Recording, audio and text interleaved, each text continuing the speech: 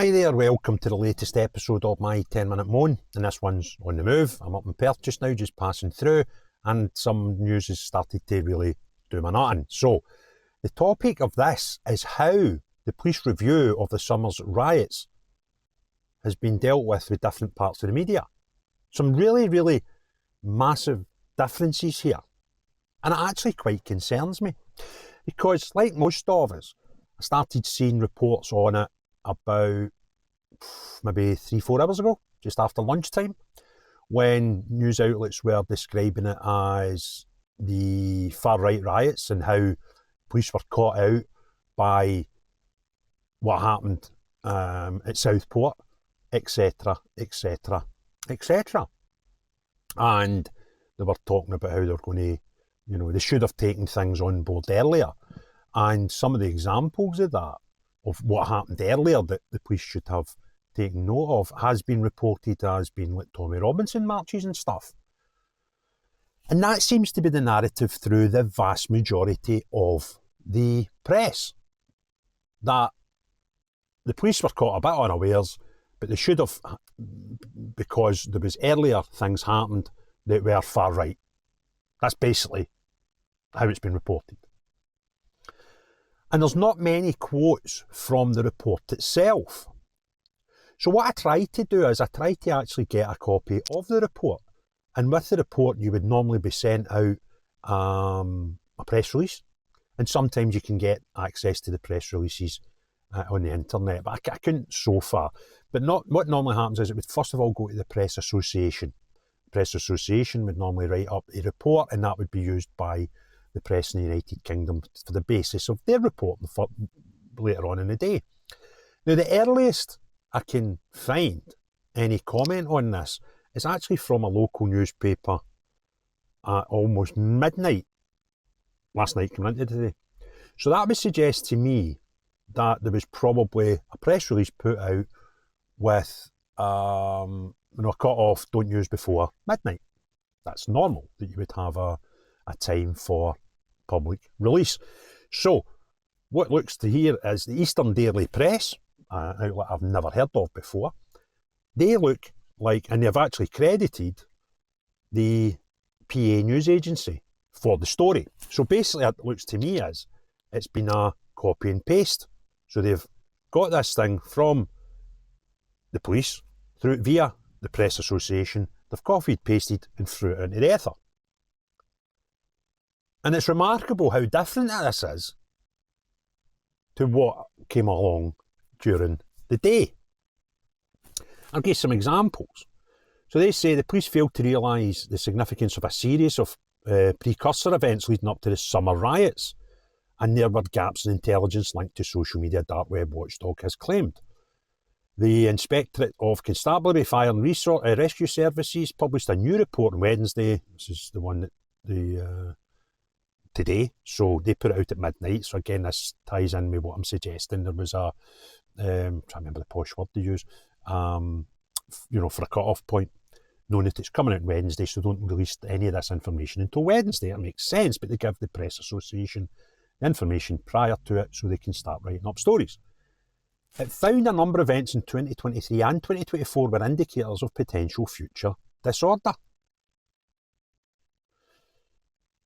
And it doesn't suggest here, as in some of the ones, that it's purely things right of centre. Because some of the newspaper articles later on in the day have actually told us that there was disturbances at Tommy Robinson marches that should have let, as if that's what the police were suggesting. But in the actual report that's come out with the PA, it doesn't talk about that at all. What it does say, which doesn't say, you need to listen to the whole thing before you see that it's actually balanced what they're saying, and they're not just saying it's one part of society. It says our assessment of these incidents suggests that the risks of disorder were greater than police believed them to be. They involved extreme nationalist sentiment, aggravated activism or serious disorder. So that's 3 different things, and not all of it nationalist sentiment. 1 out of 3. All of them took place before Southport killings and subsequent outbreaks of widespread disorder across the UK. Well, the incident highlighted including disorder near asylum seeker hotels in Merseyside and Rotherham in February 23 and Clonechley, I think that's how you pronounce it. Riots broke out after 2 teenagers died in an e-bike crash in May in Ailey, Cardiff, and November there was violent protests clashed over Armistice weekend in London. But it also, where is the bit?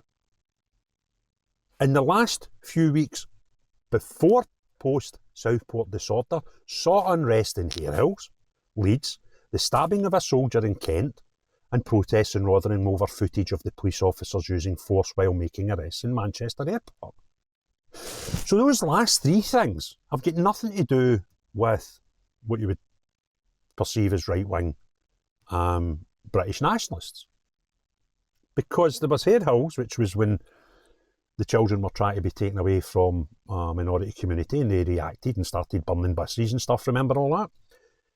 The stabbing of the soldier in Kent, which the trial's again, surprisingly another one, it's starting on the 20th of January, and the protests in Rotherham, which were at the police station where the 2 Muslim brothers were initially taken to for their involvement in the things that went on at Manchester Airport, which are still not resolved. I've done a video on that just yesterday or the day before. So what this report, the first one to come out that looks as if it's a copy and paste, I keep repeating, from the Press Association, which is taken from the words of the police prior to the stuff becoming public, mentions all these things. But yet our press, Google it, go and do it, don't take my word for it, go and Google police report riots summer, right? And you'll be like, far right this, photos of Tommy Robinson, all this. When that's not the case. It is politics. Now, yes, the murders in Southport there was a knock-on effect which caused riots. Well, I would suggest there was a knock-on effect that caused concern across the country, which led to some riots. That wasn't the only thing that happened that summer. And this police report, to me, is not the anti-right of centre, anti-UK white guys that's been perceived in many of the reporting that's come out later. And I'm just going to go through, I've now got quotes here from Chief Inspector of Constabulary Andy Cook, and he's just talking about proper intelligence, social media, and I don't see anything in his words talking about any far right. It's a generalisation of what went on in the summer, and it wasn't just all far right. It wasn't far right people setting fire to buses in Hare Hills. It wasn't boys that are football hooligans and far right and all this other sort of nonsense that we're hearing that went to a Rochdale police station because 2 people were arrested that they didn't think should have been arrested. There wasn't far right guys running about Southend-on-Sea with machetes, remember all that stuff in the summer? And the way that this Mr. Andy Cook is talking